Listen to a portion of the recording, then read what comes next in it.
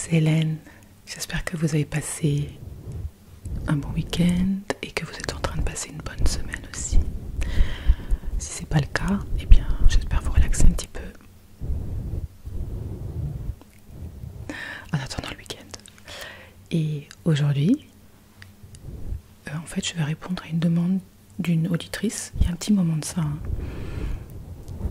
J'avais dit une fois que j'étais fascinée par les crânes, j'adorais les crânes. Et donc, quand j'achète quelque chose parce que c'est un crâne, maintenant c'est pas une vraie collection, mais elle m'avait demandé si je pouvais montrer un petit peu mes crânes. Je vous en ai déjà montré en réalité. Mais pour moi, c'est une bonne excuse pour faire une vidéo dont le sujet est la mort. Alors, c'est un sujet que souvent les gens ne veulent pas vraiment couvrir ou parler, parce que c'est vachement tabou.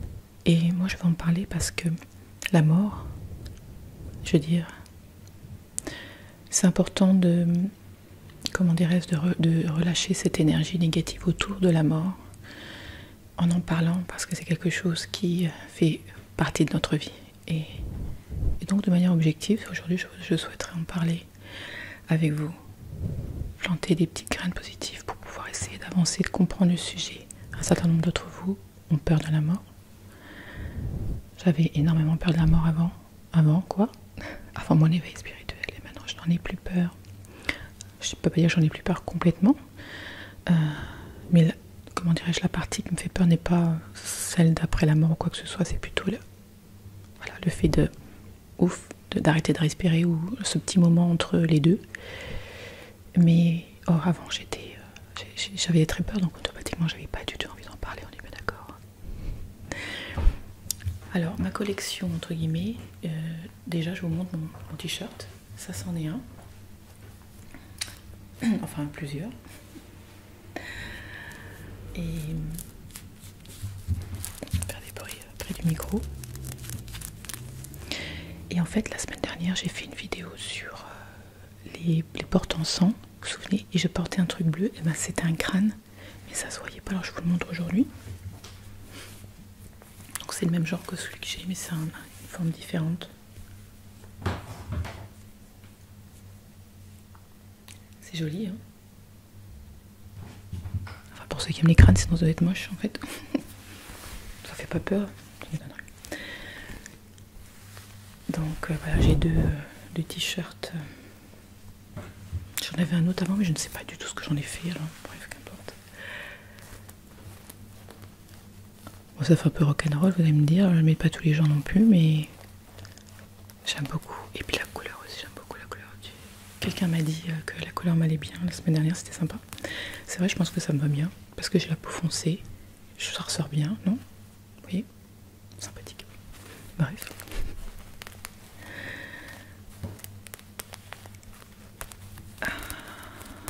Élaborer des tissus, et puis c'est des petites paillettes qui sont collées, c'est sympathique.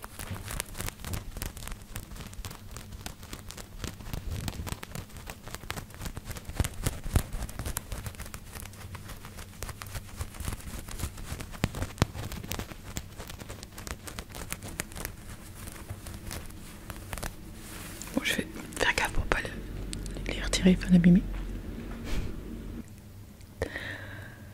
Donc, alors, je crois que je vais commencer avec le truc le plus surprenant et bizarre, et je vais vous dire, si vous êtes des hommes, eh ben, coupez la vidéo, c'est pour les femmes. J'en parlerai amplement peut-être dans une autre vidéo. Ah oui, je voulais vous dire une chose très importante. J'ai une autre chaîne qui s'appelle Éveil spirituel pour tous sur YouTube. Il y a le lien normalement dans la boîte de commentaires, où je parle d'un certain nombre de sujets dont je commence à parler un petit peu aussi dans l'ASMR, mais si vous voulez savoir plus de choses, et notamment je commence à faire des méditations guidées à l'écran, ou en tout cas il y a une partie, c'est comme du Reiki, sauf que je fais pas forcément du Reiki, mais je parle d'un sujet, et ensuite la deuxième partie c'est méditation. Automatiquement je parle doucement avec une voix relaxante. Maintenant je ne fais pas du chuchotement ni rien, ce n'est pas de l'ASMR, mais forcément c'est de la relaxation, puisque c'est de la méditation, il y a toujours de la relaxation dans la méditation. Alors je vous conseille d'aller vous abonner là-bas, comme ça vous fait plus de trucs à regarder en matière de relaxation, je dirais. Hein. Et puis vous verrez ce que je dis aussi, ça peut en intéresser certains d'entre vous aussi, quoi. C'est possible.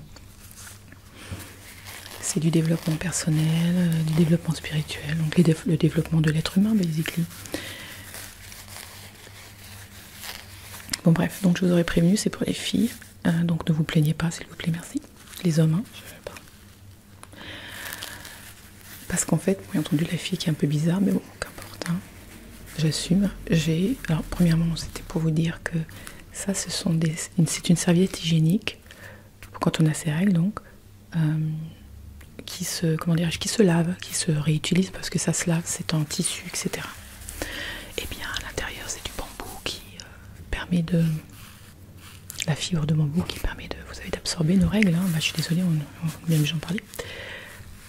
Alors, je ne vous ferai pas le déshonneur de vous montrer le côté que j'utilise, même si bref, ça va. Mais voilà, c'est rigolo, on me sent rigolo quand même, c'est tête de crâne, c'est crâne, je veux dire, tête de mort. Alors, bon, bah, j'avais le choix, j'ai pris ça parce que c'était une tête de mort, on est mis d'accord. Ça n'a aucun intérêt puisque c'est pas visible, mais en fait, l'intérêt est juste pour moi. Car on n'achète pas les choses pour les autres, ou on ne devrait pas, on le fait pour nous, alors ça, je trouve ça intéressant. Et sympa.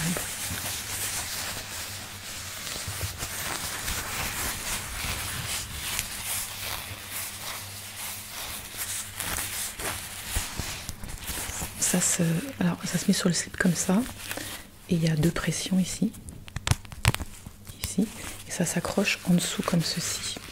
Enfin, vous avez compris, pas très clair ce que je suis en train de faire, mais c'est pas un slip donc ça ne va pas. Voilà, ça se met comme ça sur le slip, voilà. Et ça absorbe bien. Maintenant, quand on a les règles très abondantes, il faudrait que ce soit plus long, voilà. Il faut que j'en rachète des plus longs pour... bref, règles abondantes. Et donc c'est rigolo, c'est mignonné, je pense. Avec des petits crânes, rigolo. Donc ça va jusqu'à mes serviettes hygiéniques, carrément.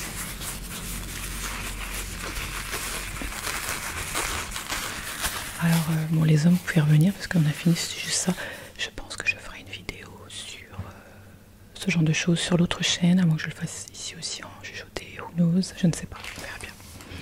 Sur l'autre chaîne, clairement, c'est clair que je vais le faire. Je vais parler de toutes les protections féminines qui sont biodégradables ou qui sont écologiques. Donc c'était l'intérêt de vous dire que je mets plus de serviettes jetables parce que ce sont des kilos par an de choses qui ne sont pas biodégradables, donc c'est horrible.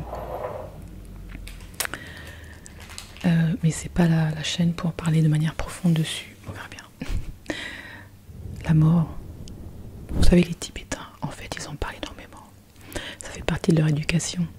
Donc, ils n'ont pas un rapport à la mort qui est le même que nous. Et je trouve ça vraiment bien. Que dès qu'on est petit, je veux dire, c'est pas, on s'amuse pas au... Comment dirais-je cela? Parce qu'on nous montre trop des trucs féeriques et magiques pendant juste les premières années de notre vie. Et puis, pouf, on se retrouve dans la dure réalité. Il y a de quoi être choqué, c'est pour ça qu'on l'est d'ailleurs, et traumatisé. Bon, ça c'est ma bague, vous l'avez déjà vu sûrement, moi je l'adore. C'est du Swarovski, cristaux. Donc, bon, bien entendu, hein, il faut aimer les crânes, sinon ce n'est pas possible. Et qu'est-ce que je voulais dire? Donc nous, en fait, ce qu'on nous apprend dans nos sociétés occidentales, on va parler parce que les autres c'est bien différent, eh bien c'est donc premièrement d'avoir peur du changement, d'avoir peur de vieillir. Déjà c'est très mal barré à ce moment-là. On promouvoit tout pour la jeunesse et du coup on ne s'occupe pas de nos personnes âgées, elles sont laissées pour compte. C'est pas comme dans les cultures où c'est le clan entier qui s'occupe. Chacun, enfin je veux dire, il y a des générations, des petits et des plus âgés qui ont besoin qu'on s'occupe d'eux. Et ce sont les gens comment dirais-je, au milieu, qui s'occupent des plus petits et des plus âgés. Nous, on ne fait pas ça dans nos cultures. On les laisse tomber, on les met à la poubelle. Alors qu'on est la même race et on va devenir comme ça. Mais on fait tout pour nous faire oublier ça, comme si c'était des races à part, quoi. Les vieux, c'est des races à part que des jeunes, pas du tout. C'est pareil, dès qu'on est, on meurt. Petit à petit, bien entendu, pas d'un coup. Donc du coup, on change énormément. Regardez quand vous êtes bébé, et regardez-moi maintenant, ou vous, je veux dire, ça n'a rien à voir, on est d'accord. Donc on change constamment. Mais on privilégie la période où on est plus jeune, qui est un déclin quand même, parce qu'on décline, comment dire en français, c'est un déclin, bref. Et donc déjà, le changement, on n'en veut pas, alors qu'on peut pas retenir le changement, parce que la vie elle-même, c'est un changement, un renouvellement, c'est du recyclage constamment. On peut pas refuser. Donc, tout ce qui a rapport avec la mort, donc la vieillesse, puisque on est plus proche de la mort, etc., etc., même si c'est pas vrai. Regardez, les gens meurent à tout âge, quand ils sont bébés, quand ils sont... On peut pas dire, c'est pas juste de mourir quand on est jeune, ce n'est pas juste, c'est ni juste ni pas juste, c'est personne dans l'humanité ne souhaite mourir. Et qu'on soit jeune ou moins jeune, qu'importe, personne n'a envie de perdre la vie. Parce qu'on nous a jamais vraiment parlé que la vie c'était ça en fait. C'est que la mort physique fait partie de la vie humaine. Mais que, comment pourrais-je dire cela? Cela provoque la fin, donc cette peur de l'humanité, la peur du changement, la peur du vide, la peur du néant, la peur du rien, la peur de la mort. Qu'est-ce que la mort ou après la mort physique? Alors j'insiste sur physique parce que vous comprendrez bien que c'est cette enveloppe qui s'en va, qui se recycle, comme toutes les autres enveloppes, soit des insectes, des animaux, les plantes. Regardez, l'hiver est là, les arbres perdent leurs feuilles. On trouve ça beau, mais c'est leur mort qui est en train de s'annoncer. Les feuilles, elles tombent, avant de tomber et de mourir, donc elles deviennent marron, jaune, orange, c'est magnifique. Mais ça, c'est la vieillesse de la feuille qui va tomber. Donc il y a un côté magnifique dans la mort, dans le sens où il y a un renouveau, parce qu'au printemps, ou dans une nouvelle incarnation, pardon, eh bien ça sera encore mieux. Donc la peur, la mort, on a appris à en avoir peur. Maintenant il faut apprendre à l'apprivoiser. On sait que ça fait partie, mais parce que les scientifiques ont tendance à nous donner des âges, genre voilà, il est plus normal de mourir en moyenne vers tel âge. Et lorsqu'on n'est pas dans ces trucs, on se dit mais non, mais c'est pas normal, alors que ça sert à rien, c'est des boîtes. Les scientifiques ils aiment bien faire des boîtes tout le temps, mais en réalité lorsqu'on tombe pas dans la boîte, et il y en a beaucoup, regardez, je veux dire, l'espérance de vie quoi, les 75, 80, 85, dépendant si c'est une femme ou un homme, le contraire, une femme ou un homme, et donc si on meurt avant, ou quelqu'un qu'on connaît je veux dire, et bien avant, on a l'air surpris. Alors que c'est normal, on meurt à des moments différents. Il y a des tas de raisons pour lesquelles on peut mourir, mais on ne nous apprend pas à avoir une responsabilité dans le genre de mort ou le moment où on meurt, car notre style de vie, tout ce que l'on pense, fait, etc., et où on ne fait pas d'ailleurs, va nous conduire à une mort peut-être prématurée, et on pense que la mort c'est un truc qui arrive comme une maladie et que on n'a pas d'action dessus, alors que si on a des actions dessus, on peut vivre beaucoup plus longtemps si on s'occupe de notre machine biochimique. Mais ça, on ne nous a pas appris. Mais on commence à en parler ne serait-ce que dire l'alimentation a un impact sur notre santé, même sur la date de notre mort physique. On commence seulement à en parler maintenant, vous voyez, on est au XXIe siècle, hein, il y a du boulot. Bref, vous voyez ce que je veux dire. L'alimentation, dont je l'ai changé complètement, mon alimentation, j'en parlerai pas aujourd'hui parce que ce serait un peu trop long. Mon style de vie, qui va encore changer au fait. Je retourne en Inde au mois de mars. D'ailleurs, pour répondre à une question, mais un certain nombre de vous m'ont dit qu'ils étaient contents que je refasse autant de vidéos, etc. Et ça me fait plaisir que ça vous fasse plaisir. Ça me fait vraiment plaisir, vraiment. Et ce que je veux vous dire, c'est que j'en fais parce que je peux, en ce moment. Mais, et aussi parce que je vous ai demandé, je vous ai dit, en fait, il fallait que je fasse plus simple, sinon c'est pas tout à fait possible. Donc, on m'avait demandé, est-ce que tu referas des vidéos Reiki, des vidéos sur les chakras, parce qu'elle avait commencé 2 chakras. Et je n'avais pas continué parce qu'il n'y avait pas assez de vues par rapport au boulot que ça demande, enfin, de préparer. J'ai tellement de travail en une vidéo, les effets, les enregistrer, les méditations, etc. Tout ce qui va dans l'arrière-plan, et puis, enfin bon. Et donc je vous dis ça, c'est parce que la vie change. Et moi j'en suis ravie. Je vais en Inde, je retourne en Inde, et cette fois-ci je vais mettre en place un certain nombre de choses. Je vais rester beaucoup plus longtemps, un certain nombre de mois, je sais pas. Et du coup, quand je serai là-bas, je ne pourrai pas faire de jeux de rôle, de choses comme ça, que je n'ai plus trop envie de faire en ce moment en tout cas. On verra bien dans le futur, mais là en ce moment pas trop. Et comment pourrais-je dire cela? Je me mets à faire des vidéos plus simples. Parce que ce sont ces vidéos que je pourrais faire n'importe où dans le monde. Donc il faut que ça convienne à un certain nombre d'entre vous pour que ça vaille le coup pour moi de les faire, vous voyez. Et donc si c'est le cas, c'est plus facile de vous dire, oui, je peux continuer à faire des vidéos même si je voyage, je peux en faire un petit peu moins et puis revenir, etc. Parce que c'est plus facile, parce qu'il y a moins de travail technique, d'installation et de ci, de ça. Donc c'était juste pour une parenthèse pour dire qu'il y a dans la vie, ça change tout le temps. Moi, ça change constamment. Mais je le fais exprès.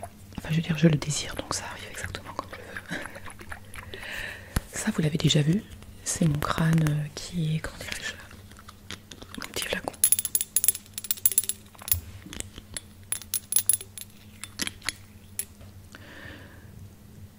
Donc, les Tibétains parlent de la mort pour s'y préparer, la leur et celle des autres.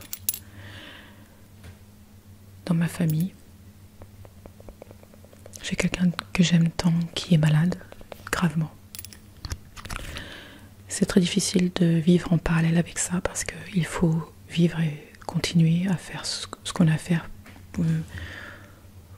pendant qu'on est sur cette terre, mais en même temps d'avoir cette épée de Damoclès de cette personne que l'on aime et qui est très, très malade.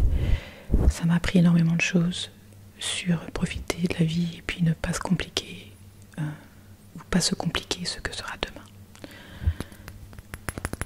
Quelle que soit la finalité, d'accepter que la mort physique, la mort des autres, de ceux que vous aimez, fait partie de votre vie.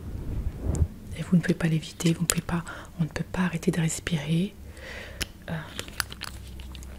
C'est impossible parce qu'on est programmé pour survivre, les êtres humains, donc on ne peut pas... Ceux qui se suicident parce que quelqu'un meurt, vous voyez, ça n'a pas de logique dans le sens où ça ne sert à rien de retirer sa vie avant même de l'avoir terminée, puisqu'elle va se terminer, mais parce que la souffrance est telle de la perte et que ces personnes étaient identifiées complètement à cette personne qui est partie, qui ne se voit pas rester sur cette terre. Donc bien sûr c'est très grave parce que la mort physique faisant partie de la vie physique humaine, on ne devrait pas réagir de manière aussi exagérée. Je ne dis pas que perdre quelqu'un est facile, non, parce que ça fait très peur. Mais on ne peut pas ne pas continuer à vivre au-delà des pertes que l'on a.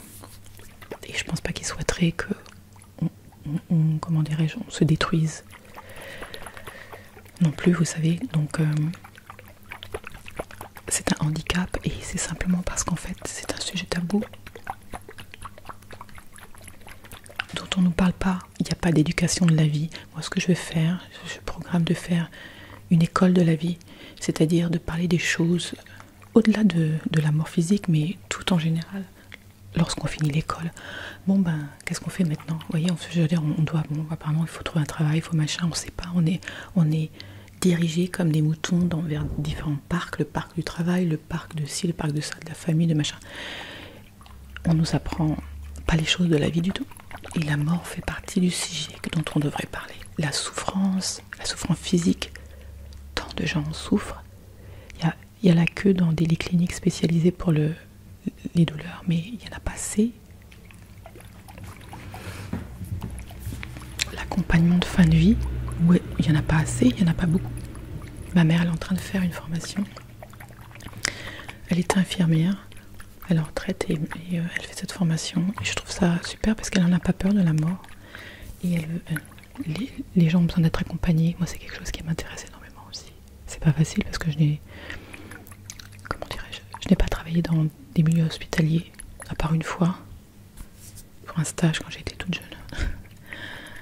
Donc c'est pas dit à tout le monde, mais ceux qui ont la force mentale, il faut le faire. Les gens qui s'en vont besoin, qu'on leur tienne la main et savoir qu'il y a une chaleur, la compassion, quelqu'un qui est là pour les aimer avant qu'ils partent. Vous voyez ce que je veux dire, c'est très important. C'est pas toujours possible. Mais tout simplement parce que les gens sont seuls à la maison quand ils sont plus âgés, ou même avant, mais je veux dire, ils meurent seuls. C'est terrible, n'est-ce pas? Ça ne devrait pas être tabou et on ne devrait pas laisser les personnes âgées ou mourantes, pas forcément âgées, mais seules. On a tellement peur, on n'arrive même pas à regarder cela en face, donc du coup on baisse les yeux et on prétend que ce n'est pas en train d'arriver, alors que c'est en train d'arriver. Donc la mort, elle est obligatoire dans le recyclage de la vie humaine. C'est obligatoire. Et non humaine, je veux dire. C'est un passage.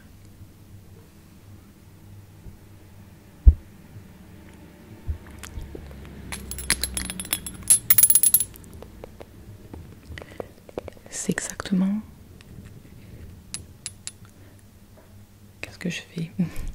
C'est exactement comme l'image du cocon et du papillon. Le papillon, avant de devenir papillon, c'est une chenille qui est dans un cocon. C'est une vie.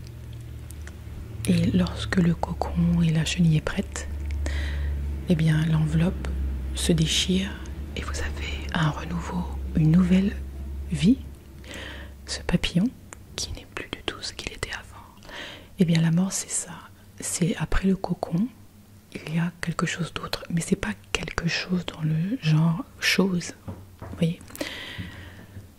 C'est une autre dimension. Dans cette dimension, bien entendu, on connaît rien de cette dimension parce que personne n'a pu revenir pour en parler vraiment. Puisque si on y va, ça veut dire qu'on va pas revenir en fait. Ceux qui reviennent, ils n'ont pas... Il y a plusieurs stages, plusieurs degrés au niveau de la mort physique. Quand la vie, elle sort de notre corps, c'est pas pouf d'un coup, il y a différents paliers. Et donc, il y a certains paliers où on peut revenir encore dans le corps, mais il y a d'autres paliers, le palier final, où c'est pas possible. Donc, cet palier final. Et ça se passe sur un certain nombre de jours, hein. C'est pas du tout instantané. Et donc, lorsque ce palier final est, c'est irréversible. Et donc, on rejoint tout ce qui est l'énergie universelle, qui n'est pas palpable, ce n'est pas une chose, ce n'est pas quelque chose. C'est un concept qu'on ne peut pas comprendre avec nos cerveaux, parce qu'on peut comprendre que ce qu'on voit ou ce qu'on peut appréhender avec nos 5 sens, mais non, c'est quelque chose que l'on ne peut pas appréhender. Encore, en tout cas. C'est la fin de cette vidéo car je n'ai plus de place sur ma mémoire, je viens d'être avertie. N'ayez pas peur de la mort. La mort fait partie de la vie. Il faut juste s'y préparer et se préparer à celle des autres, par un travail personnel. Je vous souhaite une excellente soirée, une excellente semaine ou week-end. Je vous embrasse très fort. N'ayez pas peur.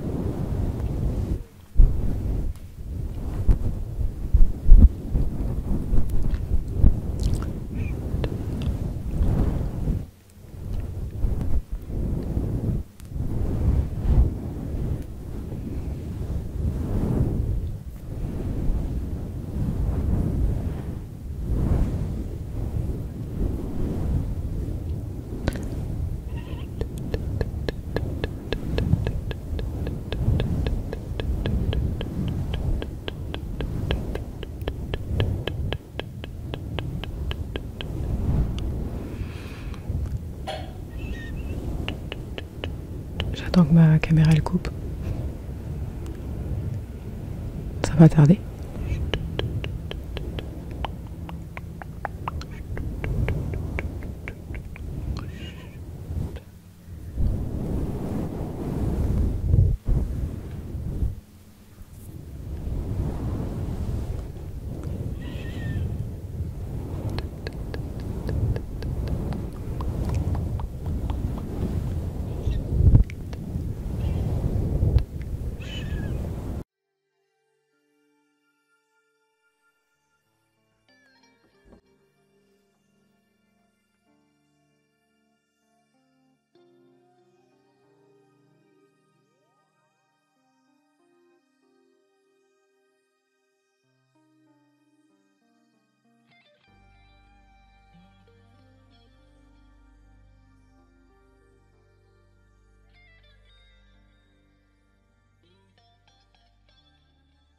Bonsoir, c'est le Dr French.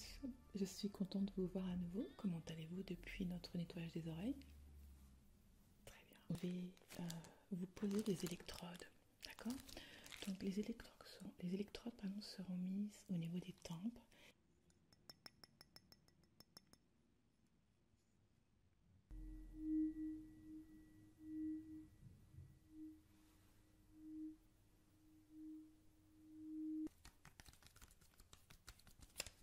Et au niveau des tempes. Ceci.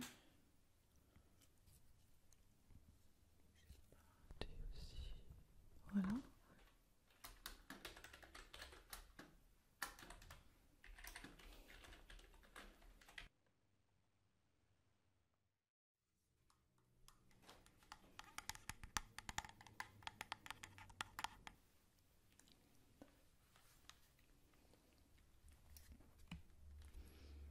Fermez les yeux.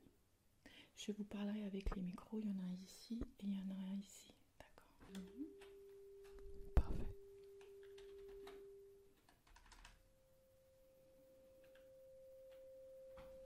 Parfait.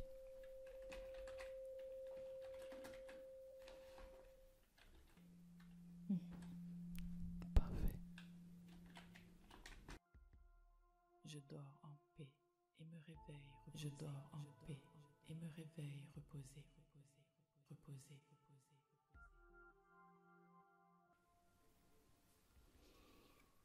Voilà, nous sommes de retour. Comment allez-vous? Très bien. Alors, les résultats, comme je vous l'ai dit, sont très bons et le deuxième exercice, l'enregistrement au niveau cérébral,